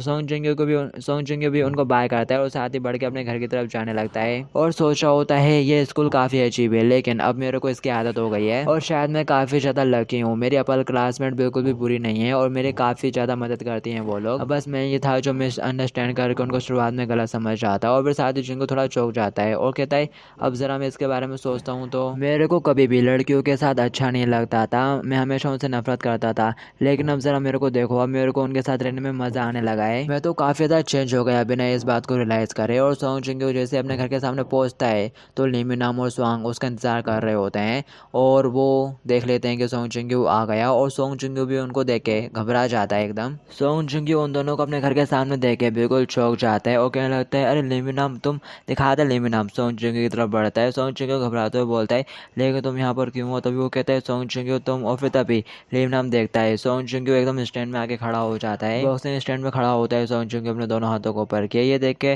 पहले तो ली मिनम थोड़ा हल्का सा मुस्कुराता है और साथ ही आगे बढ़ते हुए उसके हाथ पे अपना हाथ रखता है और बोलता है आगे तुम्हें क्या कर रहे हो, रिलैक्स यार, मैं यहाँ पर लड़ने के लिए नहीं आया हूँ, भले तो मेरे गुड साइड पर नहीं हो लेकिन एक बॉक्सर रिंग के बाहर कभी भी नहीं लड़ते और मैंने अपने दोस्तों से सुना तुम्हारे साथ काफ़ी गलत हुआ है और मैं बस तुमसे बात करने के लिए यहाँ पर आया हूँ, इसके अलावा कुछ नहीं। मैंने उन बास्टर्ड्स को अच्छी तरह से समझा दिया है तो क्या तुम इस मैटर को जाने दोगे? और साथ ही वो और फिर वो हैंगुल को आवाज़ लगाता है जिसको मैं इधर टाइम से स्वांग कह रहा था, तो इसका नाम हैंगुल है शायद। दिखा दे वो भगते आता है। ली मिनम कहता है तुम दोनों के पास एक दूसरे से कहने के लिए आगे में कुछ नहीं होगा, लेकिन मैं चाहता हूँ कि ये लोग गलत है और जरा इनके फेसेस देखो अभी इनकी हालत किस तरह की हो गई है, इसलिए मैं चाहता हूँ कि ये सब तुम लोग यहीं पर एंड कर दो और मत खींचो सारे लफड़े को, ये लोग भी कुछ नहीं करेंगे, मैंने इनको अच्छे से समझा दिया है। और फिर दिखाते हैं हैंगुल सोंग जिंग्यो से कहता है वर्कर नहीं सोंग जिंग्यो आई एम सॉरी मैं गलत था। दिखाते हैं सुनने के बाद सोंग जिंग्यो थोड़ा हैरान हो जाता है और फिर साथ ही हैंगुल अपने पास से एक बैग निकाल उसकी तरफ बढ़ता है और बोलता है ये चीज़ मेरी माफ़ी के लिए है और मेरी तरफ से अपने बहन भाइयों को भी सॉरी बोल देना।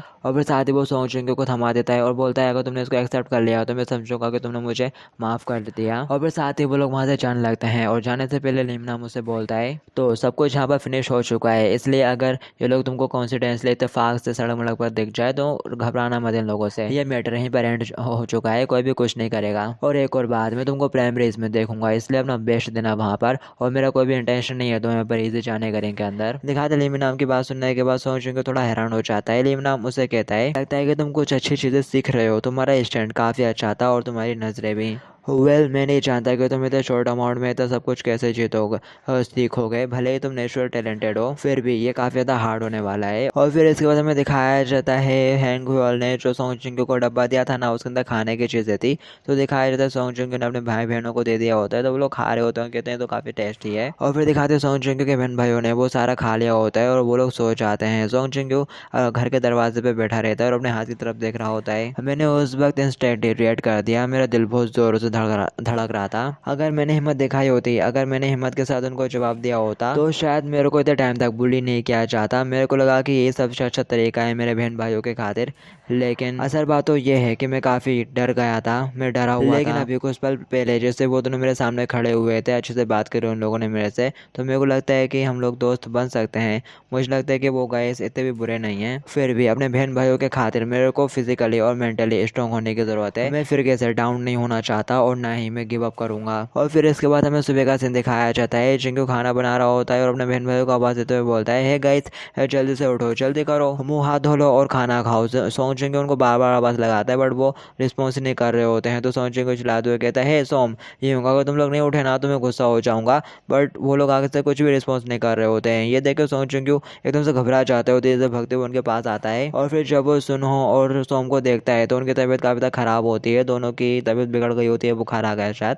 तो दिखाया जाता है सोंग जिंग्यो फटाक से उनको उठा के नंगे पाँव भगते भगते जाता है डॉक्टर के इधर। और फिर दिखाया जाता है उन दोनों का इलाज करने के बाद डॉक्टर कहता है अरे इनको फूड पॉइजनिंग हो गई थी, हो सकता है कि इन्होंने कुछ एक्सपायर या फिर वो बैक्टीरिया वाली खाने की चीज़ खा लिया, कोई ऐसी चीज़ के अंदर बैक्टीरिया हो, बेकार खाना खा लिया उसकी वजह से हो गया होगा। और वैसे अभी इनकी कंडीशन स्टेबल है, अभी वो लोग खतरे से बाहर है, सुबह तक सब ठीक हो जाएगा। दिखा दिए सुनते सी सोंग जिंग्यो को याद आता है अरे वो खाना और खाना देने वाला बंदा, और ये सब सोचने के बाद सोंग जिंग्यो काफ़ी ज़्यादा गुस्सा हो जाता है। डॉक्टर की नज़र सोंग जिंग के पैरों के ऊपर पड़ती है। डॉक्टर कहता है अरे तुम्हारे पैर, हमें इनका ट्रीटमेंट करने की ज़रूरत है। बट सोंग जिंग आगे चलना स्टार्ट कर देता है। डॉक्टर कह रहा होता है इधर रुको, आगे तुम कहाँ जा रहे हो, हमें उन्हें सही करने की ज़रूरत है, तुम्हारे पैरों का इलाज ज़रूरी है। बट सोंग जिंग उनकी नहीं सुनता, बिल्डिंग के बाहर आ जाता है और चलते हुए जा रहा होता है। कहता है मैं उन लोगों को बिल्कुल भी माफ़ नहीं करूँगा। और फिर इसके बाद हमें डायरेक्ट अगला सीन गोरा हाई स्कूल का दिखाया जाता है। चिंगू गोरा हाई स्कूल के सामने खड़ा हो रहता है। सामने क्या, वो तो अंदर ही घुस जाता है।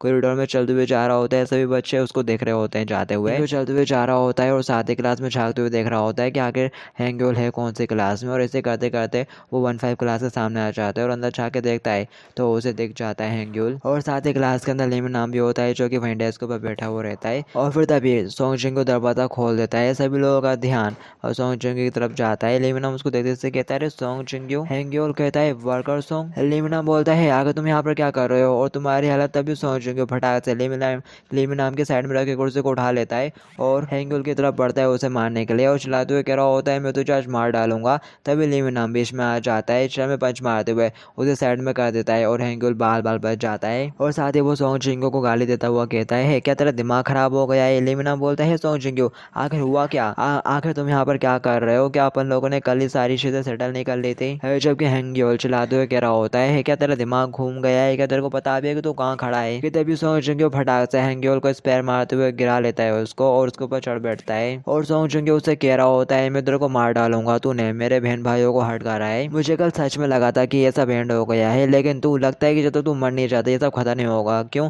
और साथ ही सोंग जिंग उसे पंच मारने लगता है कि तभी लेमन नाम आके उसे पकड़ लेता है। कह रहा होता है रुको सोंग जिंग। और साथ ही वो सोंग जिंग को पकड़ के दूर करता है हैंगयोल से। और सोंग जिंग चिल्लाते हुए कह रहा होता है मेरे को छोड़ो, आज मैं उसको मार डालूंगा। दिखाते हैंगयोल चैन के सांस लेता है और मनी मन कहता है इस कमीने ने तो मेरे को यहाँ पर लगभग डाउन ही कर दिया था। सोंग जिंग कह रहा होता है मेरे को छोड़ो, आज मैं इस कमीने को नहीं छोड़ूंगा, इसकी वजह से मेरे भाई बहन हट हुए हैं। इसने जो खाना दिया था उसको खाने के बाद वो हट हो गए। दिखाया जाता है ये सुनते से लेमन थोड़ा हैरान हो जाता है और बोलता है क्या, कि तभी हैंगयोल कहने लगता है नहीं ऐसा बिल्कुल नहीं है, आखिर मैं ऐसा कैसे कर सकता हूँ, हाँ ये बंदा झूठ बोल रहा है। सोंग जिंग चिल्लाते हुए कहता है यू बास्टर्ड, तूने मेरे बहन भाइयों के साथ, कि तभी यहाँ पर कैम हाइचैन आ जाती है और चिल्लाते हुए कहते हैं आखिर यहाँ पर चल क्या रहा है। लेमन नाम कहता है ज्यादा कुछ नहीं हुआ, बस ये बंदा अचानक से यहाँ पर आ गया। जबकि सोंग जिंग चिल्लाते हुए कह रहा होता है मेरे को छोड़ दो, मेरा तुम लोगों के साथ कोई भी इशू नहीं है। किम हाइचैन सोंग जिंग की तरफ देखती है और उसको पहचान जाती है। बोलती है अरे सोंग जिंग चिल्लाते हुए कह रहा होता है मेरे को छोड़ो, मेरे को बस इस बंदे के साथ अपना हिसाब सेटल करना है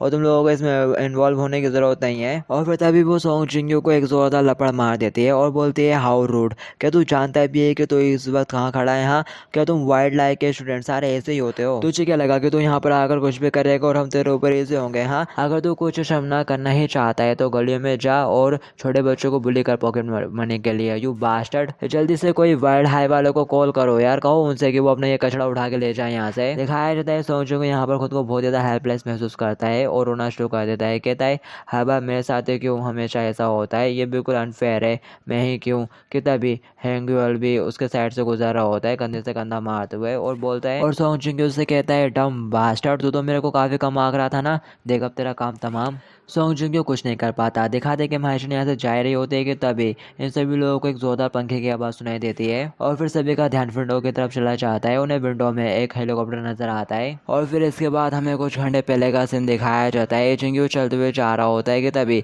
ड्राइवर पार्क की नज़र सोंग जिंग के ऊपर पड़ती है। वो उसको देखते से बोलते हैं अरे सोंग जिंग क्या कोइंसिडेंस है, आगे तुम कहाँ पर जा रहे हो। वैसे मिस बिजनेस के सिलसिले में टाउन से बाहर गई हैं फिलहाल। और बट सोंग जिंग कुछ रिस्पॉन्स नहीं करता उनको और नंगे पाँव चले जा रहा होता है। ड्राइवर पार्क देखते हैं ये और फिर वो फटाक से मुनको को लगाते हैं, बोलते हैं मैं क्वीन का ड्राइवर मिस्टर पार्क बोल रहा हूँ, क्या तुम थोड़ी बिजी हो, यहाँ पर कुछ गलत हुआ है। अभी जस्ट यहाँ से सोंग जिंग गुजरा लेकिन उसके बारे में कुछ बहुत ही अजीब था। मैंने उसे हेलो बोलने की कोशिश करी लेकिन उसने कम्प्लीटली मेरे को इग्नोर कर दिया। मेरे को लगता है कि मेरे से मिस्टेक हो गई, वो कोई और होगा। वैसे भी अभी मैं गोरा हाई के सामने हूँ और वो आखिर यहाँ पर क्यों ही आएगा। मून बोलते है क्या सोंग जिंग, हाँ मैं समझिए ठीक है, मैं क्वीन से कॉन्टेक्ट करने की कोशिश करती हूँ। रेडल कहती है क्या कुछ हो गया है उसके साथ, वैसे भी आज वो स्कूल भी नहीं आया। और फिर कहानी प्रेजेंट में आ जाती है। वो हेलीकॉप्टर गोरा हाई स्कूल की छत के ऊपर लैंड करता है और उसके अंदर से मून और डडल निकलते हैं पूरे डशन के साथ और उनके सामने किम हाइशन खड़ी हुई रहती है अपनी पूरी गैंग के साथ। किम हाइशन बोलती है कि यहाँ पर कोई फिल्म की शूटिंग चल रही है, क्या शॉप करते हो तुम लोग। मून बोलती है बकवास बंद करो। किम हाइशन क्या जिंगू यहाँ पर है। डडल बोलती है हम जानते हैं कि वो यहीं पर है, कहाँ पर रखा है तुमने उसको। किम हाइशन महाशय चिल्लाते हुए कहती है जरा उस कचड़े को लेकर आना, और फिर दो बंदे सोंग चिंग को पकड़कर लाते हैं और साथ ही मून और डडल के सामने की तरफ फेंक देते हैं। किम हायशन बोलती है हमें गलत मत समझना, जब वो यहाँ पर आया था उसको पहले से ही ये चोटें लगी हुई थी और मेरे को नहीं पता कि तुम अपने न्यू कवर्स को क्या सिखाते हो। वो यहाँ पर आकर दिन दहाड़े सीन क्रिएट करने की कोशिश कर रहा था। दिखाते डडल सोंग चिंग की हालत की तरफ देखती है और साथ ही बहुत ज्यादा गुस्सा हो जाती है। चिल्लाते हुए कहती है तुम गोरा हाई के बास्टर्ड्स, आखिर किसने सोंग चिंग के साथ ऐसा करा, अभी सामने आओ। तो किम हायशन भी आगे से उंगली दिखाते हुए कहती है पिंकी तेरे को क्या लगता है कि तू अभी कहाँ पर खड़ी है, ये हमारा स्कूल है, अगर तू कुछ स्टार्ट करना चाहती है तो फिर कोशिश करके देख ले। दिखाते डडल आगे जाने लगती है बट वाइल्ड गार्ड उसे रोक लेती है। वाइल्ड गार्ड बोलती है मिस किम हायशन और गोरा हाई के सारे स्टूडेंट्स, मैं आप लोगों से माफ़ी चाहती हूँ, हम लोग बस यहाँ पर हमारे स्टूडेंट को वापस लेने के लिए आए हैं, तो प्लीज़ समझने की कोशिश करो। तभी किम हायशन चिल्लाते हुए कहती है आगे तू होते कौन है डिसाइड करने वाले कि यहाँ पर क्या होगा, ये तेरा वाइल्ड हाई नहीं है, आखिर हम तुम्हारी बात क्यों सुने और मैं तुमको यहाँ से तेज नहीं जाने दूंगी। वाइल्ड गार्ड बोलती है अगर हम यहाँ से जाना भी चाहें तो तुम कर क्या लोगी। ये सुनते से किम हायशन कुछ नहीं बोल पाती कि तभी यहाँ पर किम हायशन के कोच की एंट्री हो जाती है। बोलता है वो ये तो वाकई में बहुत टू मच हो रहा है, मेरे को लगता है कि वाइल्ड हाई में ये सब कुछ सुना तो नॉर्मल है, क्यों। हाँ, और साथ ही वो बंदा खुद के बारे में बताता है कि मैं इस गोरा हाई स्कूल में टीचर हूँ और साथ ही किंग बॉक्सिंग कोच भी, और कोच के साइड में चश्मे वाला एक और बंदा खड़ा हुआ रहता है जो खुद को वाइस प्रिंसिपल बताता है। कोच बोलता है जितना मैंने सुना है उसके हिसाब से गलती तुम्हारे स्कूल की है, तो तुम्हें पहले हमसे माफ़ी मांगना चाहिए, बट तुमने तो यहाँ हमारे ग्राउंड में लाकर अपना हेलीकॉप्टर खड़ा कर दिया, ये कहाँ की बात हुई। वाइट गार्ड बोलती है हाँ आपकी बात एकदम करेक्ट है, और दोनों साइड के सुनने के बाद इन्वेस्टिगेट करने के बाद अगर पता चलता है कि गलती हमारे स्टूडेंट की है तो हम बेशक माफ़ी मांगेंगे। और वो कोच वाइट गार्ड के सामने आके खड़ा हो जाता है, बोलता है ये तो बिल्कुल भी सही बात नहीं, गलती तुम्हारी है, माफ़ी तुम्हें मांगनी है तो तुम्हें अपना सर झुका के खड़ा होना चाहिए, आखिर इतने अकड़ के साथ क्यों खड़ी हो तुम। दिखाते प्रिंसिपल भी कहने लगता है भले तुम्हारा स्कूल बहुत ज़्यादा टॉपर है और हम लोग वाइल्ड हाई जितने अच्छे तो नहीं, लेकिन हमारा स्कूल भी फाइटिंग स्टाइल के ऊपर कॉन्सेंट्रेट करता है, तो क्या हुआ अगर दोनों स्कूल के बीच में फाइट छिड़ जाए। वाइल्ड गार्ड बोलती है हाँ सर आपकी बात में दम है, हम लोग इस मामले को अच्छे से इन्वेस्टिगेट करेंगे और फिर आपके पास आएंगे, फिलहाल हम अपने स्टूडेंट को लेकर जा रहे हैं। तभी गोरा हाई का कोच बोलता है हे वाइल्ड गार्ड तुम बस एक स्कूल गाइडेंस काउंसलर से ज़्यादा कुछ नहीं हो, तुम यहाँ पर इसलिए आए हो क्योंकि तुम्हें डर था कि यहाँ पर फाइट हो जाएगी, क्यों,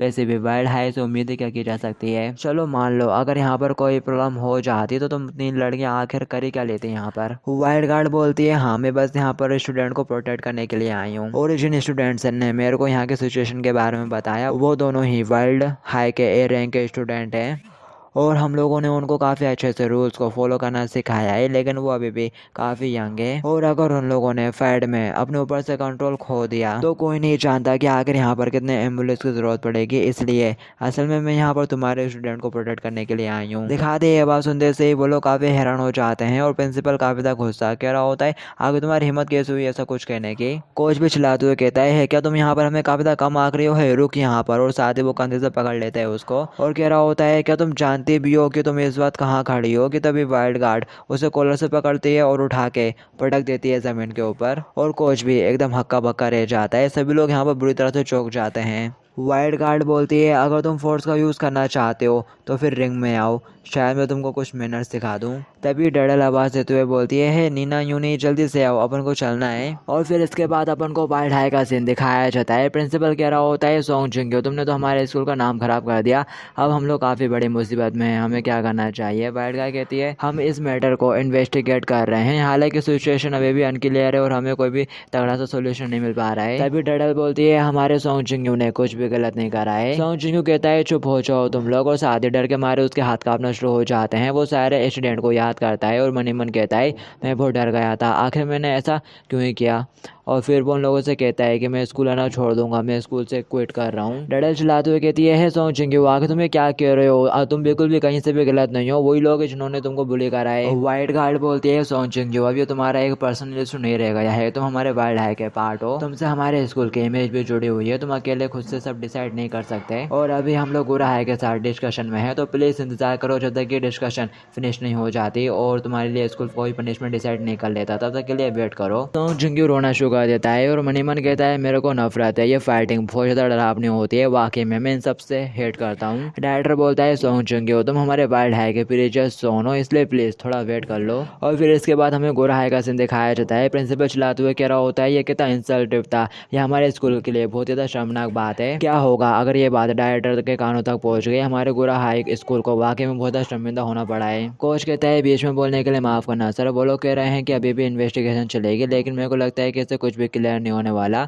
मेरे पास एक आइडिया है इसके लिए। प्रिंसिपल बोलता है कैसा आइडिया बताओ जल्दी। कोच बोलता है हमारे गोरा हाई स्कूल की रेपुटेशन को डबल से रिस्टोर करने के लिए मैंने एक प्रपोजल तैयार करा है। और पहला हम उनसे कहेंगे कि हमारे गोरा हाई के स्टूडेंट्स वाइल्ड डे के अंदर पार्टिसिपेट करेंगे और मैं उन सभी का कोच होऊंगा। और मैं आपको ये यकीन दिलाता हूँ कि हमारे यहाँ के स्टूडेंट डेफिनेटली मेन राउंड तक पहुँचेंगे, अपनी वर्दीनेस को शो करेंगे और इससे हमारे स्कूल की रेपुटेशन भी रिस्टोर हो जाएगी। प्रिंसिपल कहता है मिस्टर जेंग्योल जियांग क्या तुम इस बारे में कॉन्फिडेंट हो? कोच चिल्लाते हुए कहता है यस प्रिंसिपल सर। और साथ ही वो किम से बोलता है किम क्या तुमने वाकई में कुछ भी गलत नहीं किया? किम बोलता है नहीं सर मैंने कुछ भी गलत नहीं करा, मैं एकदम इनोसेंट हूँ, वही बंदा काफी अजीब था क्रेजी था वही मेरे पीछे आया। कोच बोलता है अच्छा मैं समझ रहा हूँ तुम्हारी बात, इस बार आप लोग उन लोगों को एक अच्छा सबक सिखाएंगे। कहता है बीच में ली में नाम बॉल पड़ता है, कह रहा होता है किम सॉन्ग जिंगू बहुत ज़्यादा गुस्से में था, क्या तुम दोनों के बीच में कुछ हुआ है? क्या तुम्हें नहीं लगता है कि ये चीज़ ज़्यादा बेटर होगी तुम उसके पास जाके चीज़ों को अच्छे से क्लियर अप कर लो? किम बोलता है क्या चीज़ें क्लियर अप कर लूँ? क्या तुमने नहीं देखा है सर वो खुद ही आया था और मेरे को परेशान कर रहा था। लीमिना बोलता है कोच में लीग के अंदर सोम जिंगू के सेम ग्रुप में हूँ और हमारे स्कूल का एक और बंदा उसी ग्रुप में है गोरा आएगा और वो एक्चुअली कोई फाइटर भी नहीं है और मैं आपसे एक फेवर चाहता हूँ कि आप उसको हटा के किम को डाल दें उसकी जगह। ये सुनते से कोच लाते हुए कहता है ओ ये तो काफ़ी अच्छा आइडिया है, आई लव इट, इससे ही पूरा कंक्लूजन क्लीन हो जाएगा। और साथ ही वो वाइस प्रिंसिपल से कहता है वाइस प्रिंसिपल मैं अपनी जान लगा दूंगा इस टूर्नामेंट में, बस आप मेरे को एक मौका तो देखिए। वाइस प्रिंसिपल कहता है तो मुझे काफ़ी ज़्यादा पैशनेट नजर आ रहे हो, ठीक है मैं तैयार हूँ तुम्हारे इस प्रपोजल के साथ जाने के लिए, आप लोग उनको दिखा देंगे कि अपने स्कूल किस काबिल है। कोच लाते हुए कहता है कि तुम लोगों ने सुना गाइस इस साल की वाइल्ड लेग हमारी होगी, मैं तुम लोगों को बहुत अच्छे तरीके से ट्रेन करूंगा, क्या तुम सब लोग तैयार हो? दिखाया जाता है लिमी नाम और किम हाइशन जोर से चलाते हुए यस बोलते हैं, जबकि किम थोड़ा हेजिटेट करता है। कोच मनी मन कह रहा होता है यस इस बार तुम देखना ये वाइल्ड लेग तो हमारी होगी। और साथ ही वो उस वाइल्ड कार्ड को याद करता है और बोलते हैं तुम घमंडी लड़की, आखिर तुम्हारी हिम्मत कैसे हुई थी मेरे साथ वैसा करने की? अगर हम लोग फाइनल्स में पहुंच जाते हैं तो मैं तुमको फिर कैसे देख पाऊंगा, अपन दोनों फिर मिलेंगे। वो एक नंबर की घमंडी लड़की है, लेकिन मेरे को इस तरह की फीलिंग कभी भी किसी और लड़की के लिए नहीं हुई, ऐसा लगता है कि मैं गिर गया हूँ उसके प्यार में। और वो मोमेंट जब उसने मेरे को पकड़ा था और फ्लोर पे दे मारा वो कितना इलेक्ट्रीफाइंग था, आई लव इट। दिखाया जाता है प्रिंसिपल उसको देखता है और कह रहा होता है ओहो मैं देख पा रहा हूँ तुम कितना पैशनेट हो, तुम तो जीत के लिए अभी से ही मर रहे हो। और फिर इसके बाद हमें वाइल्ड हाई का सीन दिखाया जाता है। वाइल्ड गार्ड बोलती है हमें गोरा हाई वालों से उनका फाइनल प्रपोजल मिल गया है, उन्होंने कुछ चीज़ों के बारे में कहा है। डायरेक्टर कहता है कैसी चीज़ें? वाइल्ड गार्ड बताती है वो लोग चाहते हैं कि हम उनके किंग बॉक्सिंग टीचर को लेकर अंदर ऐसा कॉज एक्सेप्ट करें और उन्होंने कुछ पार्टिसिपेंट्स को भी बदल दिया है अपनी तरफ से, एक स्टूडेंट को रिप्लेस कर दिया गया है उनकी तरफ से। और मेरे को लगता है कि यह प्रपोजल काफ़ी हद तक पॉसिबल है हमारे लिए और वो सब्स्टिट्यूशन सॉन्ग जिंगू के सेम ग्रुप में ही पार्टिसिपेट करेगा और यही वो बंदा है जिससे ये सारे प्रॉब्लम क्रिएट हुई थी किम हैंगोल। दिखाया जाता है ये सुनते से मून थोड़ी हैरान हो जाती है। डर कहते हो वो लाल बालों वाला। डायरेक्टर बोलता है मुझे लगता है कि तुम्हारा ओपिनियन भी काफ़ी ज़्यादा इंपॉर्टेंट है सॉन्ग जिंगू, तुम्हारा क्या ख्याल है इस बारे में? दिखाया जाता है सॉन्ग जिंगू एकदम हैरान होकर वहीं बैठा हुआ रहता है। तभी डडल बोलती है ये काफ़ी अच्छा मौका है सॉन्ग जिंगू, तुम परेशान मत हो, हम लोग है ना तुम्हारे साथ, तुम पक्का उस चर को स्मैश कर दोगे और जीतोगे, तुम कर सकते हो हनी। तभी मून सॉन्ग जिंगू के कंधे के ऊपर हाथ रखती है और पास आते हुए बोलती है जिंगू जरा इसके बारे में सोचो, ये तुम्हारे लिए एकदम परफेक्ट अपॉर्चुनिटी है, तुम रूल्स को फॉलो करते हुए उससे अपना बदला ले सकते हो, यहाँ तक कि तुम उसके मरने जैसी हालत भी कर सकते हो और कोई भी तुमसे कुछ भी नहीं कहेगा जब तक तुम रूल्स को फॉलो करते हो। और साथ ही मून सॉन्ग जिंगू की और ज़्यादा करीब आने लगती है। ये देख के पीछे से डडल चलाना शुरू कर देती है। सॉन्ग जिंगू इस बारे में अच्छे से सोचता है, बोलता है मैं और हैंग्योल एक रिंग के अंदर। और यहाँ पर सॉन्ग जिंगू वो सारे मोमेंट्स को याद करता है जब हैंग्योल ने सॉन्ग जिंगू को बुरी तरह से बुली किया था और वो मन ही मन कहता है क्या मैं ये कर सकता हूँ? और फिर साथ ही वो उठ के खड़ा हो जाता है और बोलता है मैं करूँगा, मैं इसी स्कूल में रहूँगा और मैं डेफिनेटली जीतूंगा और ये मेक श्योर करूँगा कि मेरे बहन भाइयों को मेरे ऊपर प्राउड हो। दिखाया जाता है अब सॉन्ग जिंगू ने प्रैक्टिस करना भी स्टार्ट कर दिया है। वो बॉक्सिंग क्लब में मून के साथ बॉक्सिंग की प्रैक्टिस कर रहा होता है। मून बोलती है ज़रा अपने हाथों को थोड़ा और हाई करो और अपना बैलेंस बना के रखो कि तब यहाँ पर घंटी बज जाती है। मून कहती है 6 राउंड पूरे ओवर हो गए हैं और तुम काफ़ी बेटर होते जा रहे हो, तुमने तो बस 2 दिनों के अंदर 6 राउंड कर लिए हैं, क्या तुम ठीक हो? सॉन्ग जिंग कहता है हाँ मैं अभी भी एकदम ठीक हूँ। मून बोलती है बैठ जाओ, मैं तुम्हें डिनर से पहले मसाज कर देती हूँ। ये कैसा है? तुम्हारी कहनी काफ़ी हट हो रही होगी। क्यों? बॉक्सिंग एक ऐसा स्पोर्ट है जिसमें तुमको अपने पैरों पर भी काफ़ी ज़्यादा ध्यान देना होता है और ये जगह काफ़ी हट कर रही होगी क्योंकि तुमने यहाँ की मसाज का ज़्यादा यूज़ नहीं करा है और अगर आप लोग टाइम पे अच्छे से मसाज नहीं करेंगे तो ये थोड़ा और बुरा हो सकता है। जबकि डडल चलाते हुए कह रहे होते हैं मेरे को करने दो ये। मून सोचती है जिंग्यो बहुत ज़्यादा अच्छा कर रहा है, यहाँ तक कि उसने पहले कभी स्पोर्ट नहीं खेला है लेकिन उसका स्टेमिना काफ़ी परफेक्ट है, शायद उसके काम की वजह से होगा। और भले ही ये एक बिगनर है लेकिन इसने यहाँ पर 6 राउंड कंप्लीट कर लिए हैं और एक बिगनर के लिए काफ़ी रेयर है और ये अभी तक बुरी तरह से थका भी नहीं। अगर हम लोग इसके अंदर का डर भगा दें और ये थोड़ा और कॉन्फिडेंट डेवलप कर ले अपने अंदर तो इसके काफ़ी अच्छी साइको बिल्ड हो सकती है और इसकी ऑब्जर्वेशन स्किल भी काफ़ी अच्छी है, ये चीज़ों को बहुत जल्दी से सीख लेता है। सॉन्ग जिंग्यो तुम बहुत जल्दी बेहतर हो जाओगे, मुझे तुम्हारा फ्यूचर नज़र आ रहा है एज अ फाइटर के तौर पर। और साथ ही वो सॉन्ग जिंग्यो की जान के ऊपर सिर रख के वहीं लेट जाती है। डडल चलाते हुए कहती है आगे तुम ये क्या कर रही हो मोटी, और साथ ही फिर वो अपना लंच बॉक्स खोलती है और साथ ही वो जिंग्यो से चिपक के बैठ जाती है और बोलती है मैंने ये सब कुछ अपने प्यारे हस्बैंड के लिए बनाया है, सुबह जल्दी उठ के। मेरे को लगता है कि एक वुमेन की हैप्पीनेस इसी में है। जबकि मुंह चलाते हुए कहती है ब्रेड आगे तुम ये कर क्या रही हो, कि आप लोग यहाँ पर पिकनिक पर आए हैं यहाँ? और डडल फटाक से मून के मुंह में खाना ठूस देती है और बोलती है ये ले मोटी और यहाँ से चुपचाप निकल ले। दिखाया जाता है वो खाना खाने के बाद मून फिर किसे भेज जाती है। डडल सॉन्ग जिंग्यो को अपने हाथों से खाना खिलाना शुरू कर देती है। सॉन्ग जिंग्यो सोचा होता है डडल और मून सुनमे दोनों मिलकर मेरे को साथ में ट्रेन कर रही हैं और मैं बॉक्सिंग की ट्रेनिंग कर रहा हूँ क्योंकि ये शॉर्ट पीरियड ऑफ टाइम में सीखने के लिए काफ़ी ईजी है। 1 घंटा स्कूल के पहले और 2 घंटा स्कूल के बाद में ट्रेनिंग चल रही है। और फिर तभी यहाँ का दरवाज़ा खुलता है, क्वीन की एंट्री होती है। डडल कहती है आगे तुम यहाँ पर क्या कर रही हो, क्या तुमने नहीं कहा था कि तुम सॉन्ग जिंग्यो को ट्रेनिंग के दौरान डिस्टर्ब नहीं करोगी, तो क्यों आ गए यहाँ पर? बस दूर चले जाओ। क्वीन बोलते हो क्या तुम लोग डिनर कर रहे हो? डडल बोलते हैं हाँ मैं सॉन्ग जिंग्यो को खुद अपने हाथों से खिला रही हूँ, तुम्हें परेशान होने की जरूरत नहीं। क्वीन बोलती है अगर तुम स्पोर्ट करते हो तो फिर तुमको काफी अच्छे से खाना खाना भी चाहिए। डडल चिल्लाते हुए कहती है मैंने कहा ना तुम परेशान मत हो, मैं सब संभाल लूंगी, मेरी इस बॉडी के अंदर फूड रिसर्चर्स का खून फेरा है। तभी क्वीन एक चुटकी बजाती है और यहाँ पर एक ट्रक आ जाता है। सॉन्ग जिंग्यो और डडल उस ट्रक को देखकर थोड़े हैरान हो जाते हैं जबकि मून बहुत ज़्यादा खुश हो जाती है।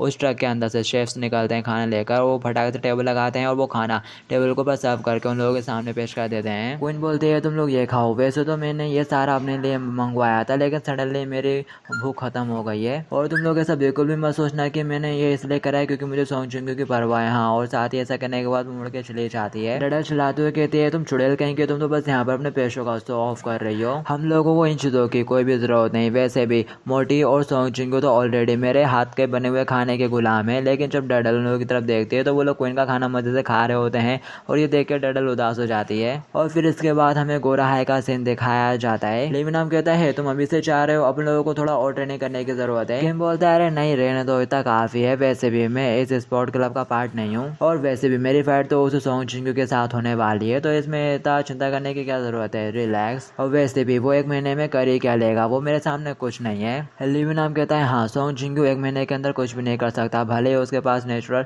टैलेंट हो, ये एकदम इम्पॉसिबल जैसा है। लेकिन अगर उसके पास नेचुरल टैलेंट है और वो बहुत ज़्यादा मन लगा के हार्ड ट्रेनिंग करता है तो वो इतने छोटे टाइम में भी खुद को तैयार कर सकता है और फिर तुम मुझसे हार जाओ। ये सुनते ऐसे ही किम चिल्लाना शुरू कर देता है, कहता है लिमी नाम यहाँ पर कोई मजाक नहीं हो रहा है, मजाक करना बंद करो, कुछ ऐसी चीज़ें कहो जो सेंस बनाती हो, मैंने पहले भी बहुत सारी फाइटें करके रखी हुई हैं और वैसे भी उस बाशट कमीने के खिलाफ फाइट करना मेरे लिए खुद के लिए भी काफ़ी शर्मिंदगी की बात है और तुमने मेरे को इन सारे मैचेस में घसीट लिया, मैंने माइंड नहीं करा, लेकिन किस तरह से फाइट करनी है ये टोटली मेरी चॉइस ही होगी। और वैसे भी प्राइम रेस में तो सब कुछ रैंडमली तरीके से डिसाइड होता है, इसलिए अपोनेंट कोई भी हो सकता है हमारे ग्रुप में से, इसलिए टेक इट इजी। लिमिना बोलता है हैंग्योल तो मेरे काफ़ी अच्छे दोस्त हो, इसलिए मैं तुमको ये सजेस्ट कर रहा हूँ कि रिंग के अंदर अपने सारे मैटर को क्लियर अप कर लेना। किम बोलता है ओके मैं कल से हार्डर ट्रेन करूंगा, बस खुश। हाँ ये डम सॉन्ग जिंग्यो, उसी की वजह से ये सारा बखेड़ा खड़ा हो गया, उसके बहन भाइयों को बस फूड पॉइजनिंग तो हुई थी, ये कोई बड़ी बात तो है नहीं। हाँ मैंने उनको कौन सा मार डाला था। तभी लिमनाम उसके कंधे के ऊपर हाथ रख देता है, वो कहता है मैंने कहा ना मैं कल से ट्रेन करूंगा। लिमनाम कहता है नहीं, इससे पहले तुमने जो कहा फूड पॉइजनिंग के बारे में, आगे तुमको कैसे पता कि सॉन्ग जिंग्यो के बहन भाइयों को फूड पॉइजनिंग हो गई थी? जहाँ तक मुझे याद है सॉन्ग जिंग्यो ने तो इस बारे में एक वर्ड तक नहीं कहा। एपिसोड के लिए इतना ही। और हाँ एक और बात, आजकल आप वीडियो के ऊपर लाइक और कमेंट नहीं कर रहे हो तो लाइक और कमेंट भर भर के करा करो ताकि वीडियो की रीच ज़्यादा बढ़े और ज़्यादा से ज़्यादा लोगों तक पहुँचे, क्योंकि अभी इस सीरीज़ को बहुत ही लंबा जाना है, सारे एपिसोड्स बाकी हैं और मैं ट्राई करूँगा कि मैं इसके जल्दी से जल्दी एपिसोड बनाएगा अपलोड कर सकूँ, तो आप लोग सपोर्ट बनाए रखिएगा। तो हम मिलूंगा ऐसे कि नेक्स्ट पार्ट में फिर कैसे आप लोगों से, जब तक के लिए टू बी कंटिन्यूड।